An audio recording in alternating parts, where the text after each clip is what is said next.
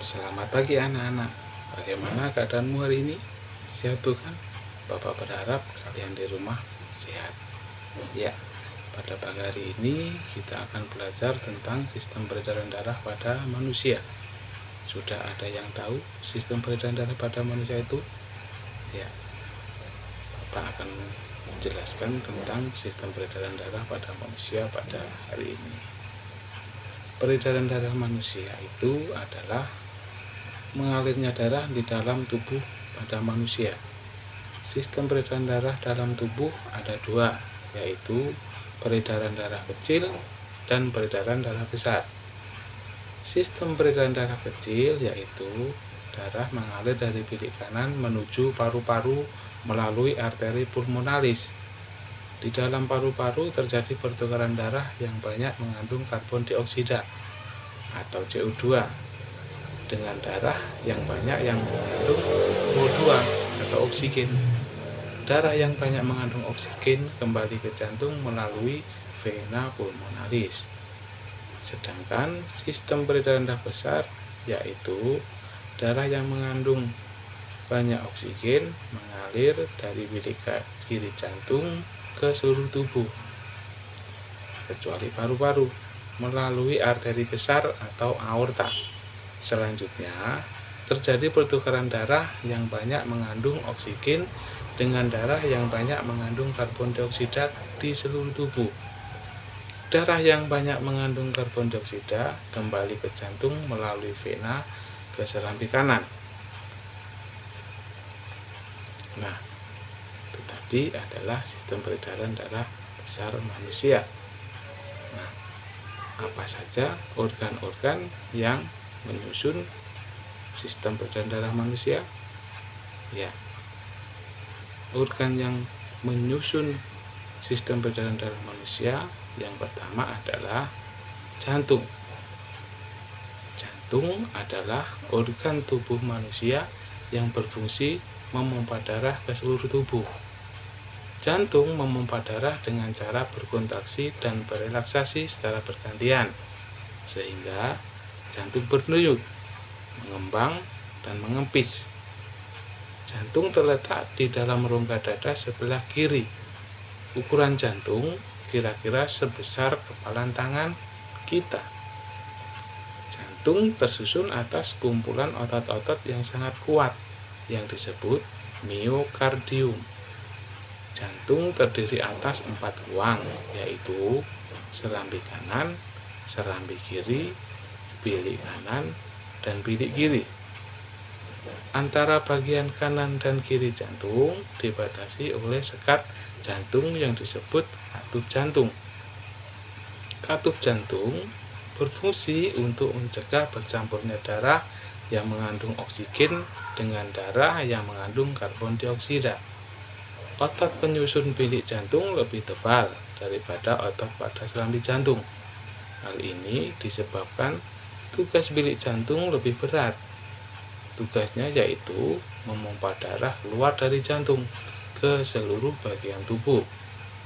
Kontraksi dan relaksasi pada jantung mengakibatkan terjadinya denyut jantung atau denyut nadi. Ketika jantung memompa darah ke dalam pembuluh nadi, pembuluh tersebut ikut berdenyut. Dengan demikian, melalui denyut nadi, kamu dapat mengetahui denyut jantung. Nah, organ yang kedua yaitu pembuluh darah. Pembuluh darah merupakan saluran tempat mengalirnya darah dari jantung ke seluruh tubuh dan dari seluruh tubuh kembali ke jantung. Pembuluh darah terdiri atas 2 jenis, yaitu pembuluh nadi dan pembuluh balik.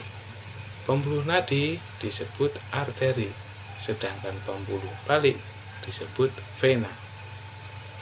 Pembuluh nadi atau arteri yaitu pembuluh yang membawa darah yang kaya akan oksigen keluar dari jantung ke seluruh tubuh. Pembuluh nadi yang paling besar disebut aorta. Pembuluh balik yaitu pembuluh darah yang membawa darah yang kaya akan karbon dioksida dari seluruh tubuh menuju jantung. Pembuluh nadi dan pembuluh balik bercabang-cabang.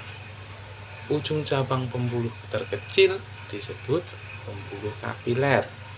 Pembuluh kapiler sangat halus, berdinding tipis, dan berpori. Dalam pembuluh kapiler ini terjadi pertukaran dua zat, yaitu antara oksigen dan karbon dioksida. Panjang seluruh pembuluh darah manusia jika dihubungkan dari satu ujung ke ujung yang lain dapat mencapai sekitar 160.000 km. Coba kamu bayangkan betapa panjangnya pembuluh darah manusia itu. Ya, untuk organ yang ketiga yaitu paru-paru. Paru-paru juga memiliki peranan yang penting dalam proses peredaran darah. Dalam proses peredaran darah, paru-paru berperan sebagai penyuplai oksigen ke dalam darah.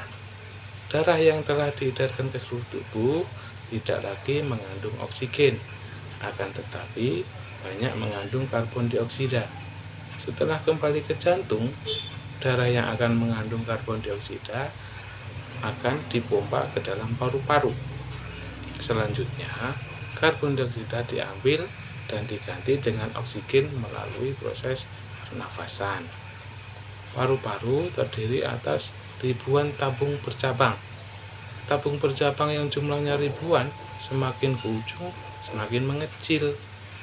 Pada ujung yang mengecil terdapat kantong udara. Kantong udara tersebut dinamakan alveoli. Masing-masing alveoli memiliki jaringan halus kapiler. Pada jaringan halus kapiler ini terjadi tempat pertukaran oksigen dan karbon dioksida. Nah, itu tadi penjelasan tentang sistem peredaran darah pada manusia. Nah, Bapak harapkan dengan penjelasan materi ini kalian di rumah bisa memahami tentang sistem peredaran darah manusia. Ya, selamat pagi anak-anak. Semoga kalian belajar dengan aman di rumah sehingga hasil belajar kalian pun akan tetap tercapai. Ya. Assalamualaikum warahmatullahi wabarakatuh.